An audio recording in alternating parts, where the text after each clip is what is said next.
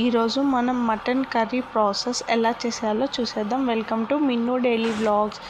మటన్ని బాగా వాష్ చేసుకుని పెట్టుకున్న తర్వాత దాంట్లో ఉప్పు, కారం, పసుపు, ధనియాల పౌడర్, గరం మసాలా, మటన్ మసాలా, అల్లం వెల్లుల్లి పేస్ట్, ఆయిల్ వేసుకొని బాగా కలుపుకొని పక్కన పెట్టేద్దాం. తర్వాత కుక్కర్ తీసుకొని దానిలో ఆయిల్ పోసుకొని చెక్క, లవంగ, బిర్యానీ ఆకు వేసేసుకున్నాం. నా దగ్గర సాజీరా లేదు కాబట్టి నేను వేసుకోలేదు, మీరు వేసుకోండి మీ దగ్గర ఉంటే.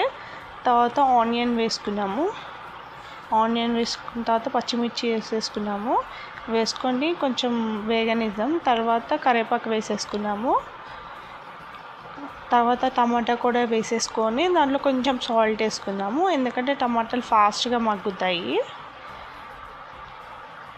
తర్వాత అల్లం వెల్లుల్లి పేస్ట్ కూడా వేసేసుకున్నాము. తర్వాత మటన్ వేసేసుకొని బాగా కలుపుకున్నాము. బాగా కలుపుకున్న తర్వాత ఒక 5 minutes మూత పెట్టేసుకున్నాము. దాంట్లో నీళ్ళన్నీ పైకి వస్తాయి.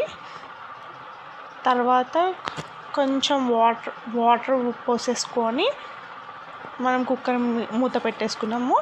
ఒక 5 whistles వచ్చిన తర్వాత తీసిన తర్వాత దాంట్లో కొంచెం ధనియాల పౌడర్, చికెన్ మసాలా వేసేసుకున్నాము. ఇక్కడ చికెన్ మసాలా ప్లేస్లో మటన్ మసాలా కూడా వేసేసుకోవచ్చు. మనం మటన్ కర్రీ రెడీ అయిపోతుంది. చాలా ఈజీ ప్రాసెస్ అండి. మన ఛానల్ని సబ్స్క్రైబ్ చేసుకోండి.